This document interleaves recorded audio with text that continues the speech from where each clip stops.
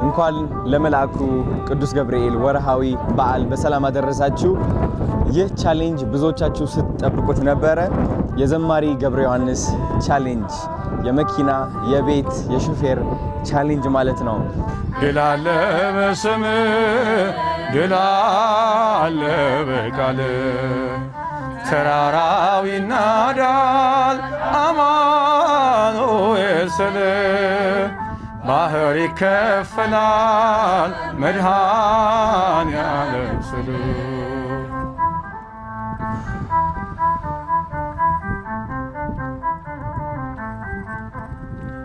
ከክፋት ሁሉ ብናመልጥ የማራ ውሃ ቢጣፍጥ ብንበላም እናንተ ሰማይ ስለሆንክ ነው አዶናይ ስለሆንክ ነው ሁሉን ቻይ። ገንዘብን ዛሬም አጠራቅመዋለሁ ነገም አጠራቅመዋለሁ ብትል ከዚህ በኋላ መኪናን እየነዳው ሲሄድ ምን እንደሚያጋጥመኝ አላውቅም አይደል? ስለዚህ ለዛሬዋ መኖር አለብኝ። መኖር ስለ ጥሩ ቤት መኖር አለብኝ፣ ጥሩ መኪና መንዳት አለብኝ፣ ጥሩ መልበስ አለብኝ፣ ጥሩ ቢሮ መቀመጥ አለብኝ። የት ዓለም ላይ ያሉ የሚባሉ ሀገሮች ሁሉ መዞር አለብኝ። ስለዚህ ማግኘቴ ጥቅሜ ምንድነው? እየኖርክ መሞት የሚለው ፕሪንሲፕል እሱ ነው። እኔም እየኖርኩ ነው አይደል እንዴ? ሌሎቹም ደስታቸው ማግኘት አለባቸው። እኔ ብቻ አይደለም የደስታው ተካፋይ መሆን ያለብኝ። አንድ ስቴፕ ላይ ትደርሻለሽ አይደል እንዴ? አንድ ስቴፕ ላይ ስትደርሺ ሌላውን ሰው መርዳቱ ጥሩ ነው። በእኛ አመለካከት የመጀመሪያው መቅደም ላይ የተጻፈ ጽሁፍ ይሄን ይመስለኛል። አያቆምም፣ ፍላጎቱ አይቆምምና ያው እስከ አቅምሽ ከቻለና ጉልበት እስከሰራ ድረስ መስራት የሚለውን ዓላማ መቀበል ብቻ ነው ያመለከ እንበለ 20 ዓመት ያገለገለን ሰራተኛ ኮከብ ሰራተኛም ባይሆን ዘበኛ ሊሆን ይችላል፣ ጽዳት ሰራተኛ ሊሆን ይችላል። 20 ዓመት ካገለገለ ድርጅቱ 40% ከበር ያደርጋል፣ እነሱ 30% ከበር ያደርጋሉ፣ እኛ ደግሞ 30% ከበር እናደርግና ባለቤት እናደርጋቸዋለን። ግን እግዚአብሔር ፍቃዱ ሆኖ አሁን የደረስኩበት ደረጃ ሲደርስ የመጀመሪያው ዓላማ የነበረው መማር ለማይችሉ ሰዎች መማር እንዲችሉ ማድረግ ነው። ስለዚህ በዚህ አጋጣሚ ሰንሻይን ፊላንትሮፒ የሚባል ፋውንዴሽን አቋቋመን። ለቀምት፣ አክሱም፣ አገና በ41 ሚሊዮን ብር ትምህርት ሰርተናል። 1300 ልጆች አሉን። ዘ ላስት 10 years ለእያንዳንዱ ልጅ የኪስ ገንዘብ 200 ብር እንሰጣለን። ዘ ላስት 10 years በየወሩ 850 ሺህ ብር እናወጣለን። 850 ሺህ ብር እያወጣን እነዚህ ልጆች ትምህርት ቤት እንዲማሩ ከዚህ ሌላ ዩኒፎርም እንሰጣቸዋለን። ቴክኒክ ትምህርት መማር ካለባቸው እንዲማሩ እናደርጋለን።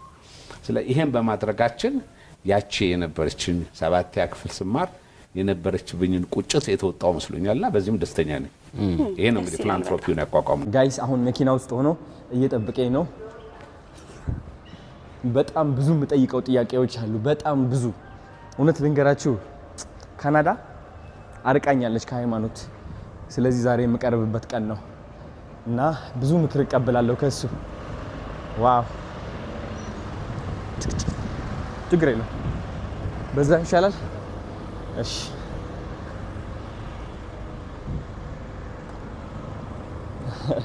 የኔም ሄሎ፣ ሰላም ሰላም፣ እንዴት ነው? ደህና ነው ወይ? እንደምን አለን? ደህና ነው ወይ? ታዲያስ በጣም ደስ ብሎኛል ስላገኘሁ። አምሮብሃል፣ በጣም አምሮብሃል። ማች አድርገናል፣ ኦልሞስት ማች አድርገናል። እንዴት ነው የኔ አባት? በጣም ስላገኘው ደስ ብሎኛል። በጣም የኔ አባት እኔም ደስ ብሎኛል። የኔ አባት ቴንክ ዩ። ችግር የለም አለች አንሻታለሁ። እቺ ነገር የኔ ጌጥ ናት ታውቃለህ? አይትኛዋ ስቲኪ ሁሉ የሚያዝ ወዳለሁ። አረ ብቻ ያው እቺ ለውበት የደረጀ ብቻው ለባህልስ አብራ የመጣች ታምራለች። ያው አልፎ የምትያለሽ። አረ ሶ እኔ እቺ መያዜ እንደው ለግብአቱ የሚረብሽ ካለ በስተቀር አረ አይረብሽም፣ ምንም ነገር አይረብሽም። ታምራለች በጣም እሺ ነው ወይ ጉድ ና ትንሽ እዚህ አጠር ትላለችና ዝቅ ብለህ ግባሽ። እዚህ ጋር ደግሞ ደረጃ አለች። አጠር አሪፍ እህት ያለች ልጄም አለች፣ ዘማሪዎች አሉ። ልጅ አለ? አዎ እንግዲህ ማነው ስሟ? እህቴ ሄሊና ትባላለች። ልጄ ደግሞ አክበረት ትባላለች። በእውነት እውነት መቀሌ ነው የተገናኘ። አድርሰሃል እንደዚህ? አይ ከመቀሌ ነው የተገናኘ ነው። ኦኬ መቀሌ ተገናኘን። የወለድኳት ልጄ አይደለችም ግን ልጄ ነች። ከዛም በላይ ነው እንዴ አባት ዘማሪዎች አሉ። ይበቃናል። ታዲያስ ቁጭ ላር እሺ አባት እዚች ጋር አይዞር እዛ ታንክ ዩ እሺ ነው ቁጭ በላ መዝሙር ይለቅስ። እሺ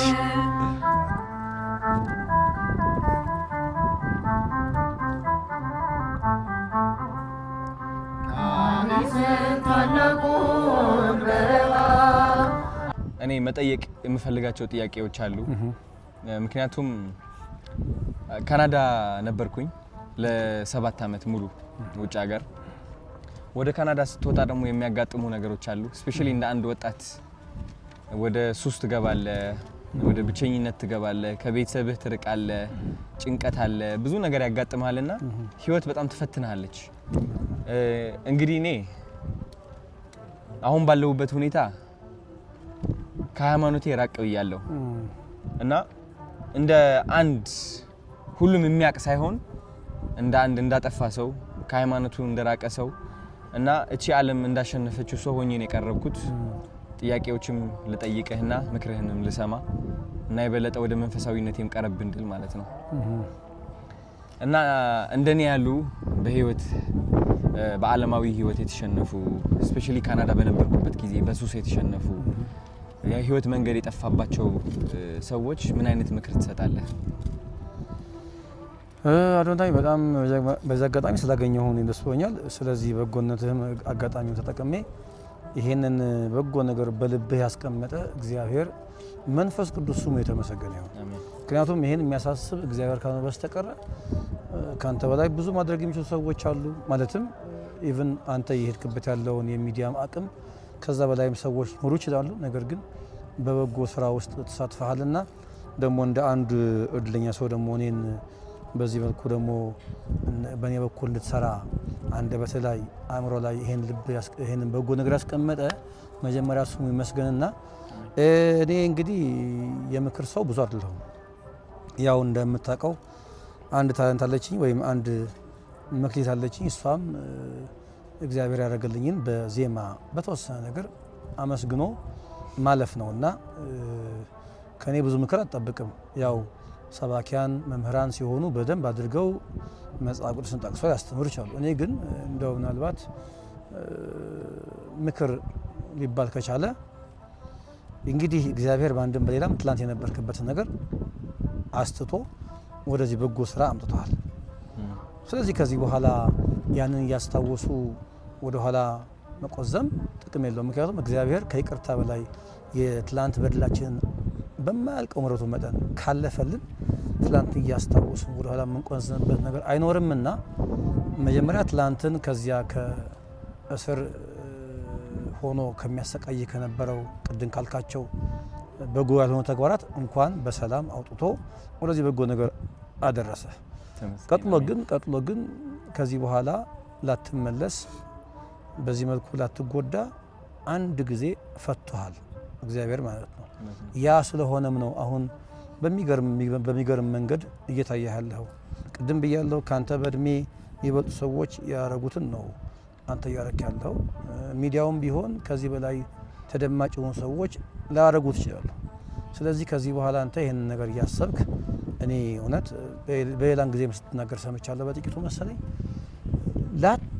ላትመለስ ከዚህ በኋላ ጠላት ላይ ጫወትብህ ሰይጣን ላይ ጫወትብህ ላትመለስ አንድ የፈቶህ አሁን በመናየው አዶናይ ስለገለጠ ከዚህ በኋላ የትላንቱ እያስታወስን ምንቆዝምበት ነገር አይኖርም። ነገር ግን እንደ ምክር ደግሞ የቆመ ሰው ሁሉ የቆመ ቢመስለውም እንዳይወድቅ ይጠንቀቅ የሚል መጽሐፍ አለ፣ ቃል አለ። ሁል ጊዜኛ መቆማችን ስናስብ መውደቅ ሊኖር ስለሚችል አጠንክረን እግሮቻችንን ከመሬት ላይ በመጥበቅ መጽሐፍ ቅዱስን አብዝቶ በማንበብ ጸሎትን በማድረግ የደረገልን ነገር አብዝተን በማሰብ ግን ከዚህ በኋላ ያ ነገር እንዳይከሰት ግን መከላከያ አጥር ይሆን ዘንድ እሱ ነው ማመክረህ። አሁን በመቆምህ ደስ ይል ይገባል። ነገር ግን ደግሞ እኔም አንተም ሁላችንም የቆምን ሲመስለን ድንገት መውደቅ እንዳይኖር ደግሞ ሁሉ ጊዜ በጸሎት በጾምና በተጋድሎ ራሳችንን ማበርታት ግን ይኖርብናል።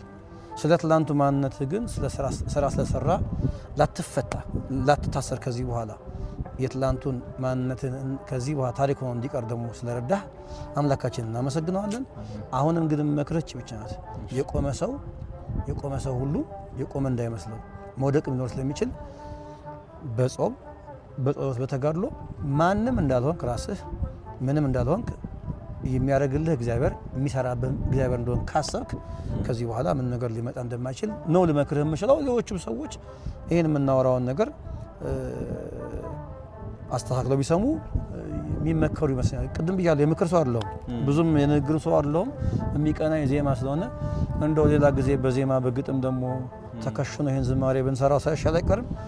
ደግሞ ድንገትን ስለተገናኘን ከዚህ በላይ ልናገር አልችልም። አዶናይ ዛሬ 4 ኪሎ ላይ የሆነው ነገር መነጋገሪያ ሆኗል። ጉርሻ ፔጅ እንደዘገበው በኮሪደር ልማቱ የመብራት ላይ ስክሪኖች ላይ የታየው ምስል የብዙዎችን ቀልብ ገዝቶ ውሏል። በ4 ኪሎ በቀድሞ ማለዳ ካፌ አቅራቢያ በተተከሉት ስክሪኖች ላይ መደበኛ መልእክቶች ሲተላለፉ ቢቆዩም በአንዱ ስክሪን ላይ ግን የኪዳነ ምህረት ምስል እንደምታዩት ቀኑን ሙሉ ታይቶ እንደነበር የአይን እማኞች ገልጸዋል። ይሄም በአካባቢው በነበሩ እግረኞችና አሽከርካሪዎች ዘንድ ትልቅ መነጋገሪያ ሆኗል። ጉርሻ ፔጅ በአካል ለማረጋገጥ ወደ ስፍራው ሲያመራ ግን ምስሉ ይታይበት የነበረው ስክሪን ብቻውን ጠፍቶ ተገኝቷል። እናንተስ ዛሬ ይሄን ትዕይንት በአካል የተመለከታችሁ አላችሁ? ምንስ ተሰማችሁ? ኮሜንት ላይ አጋሩኝ። መልካም ጊዜ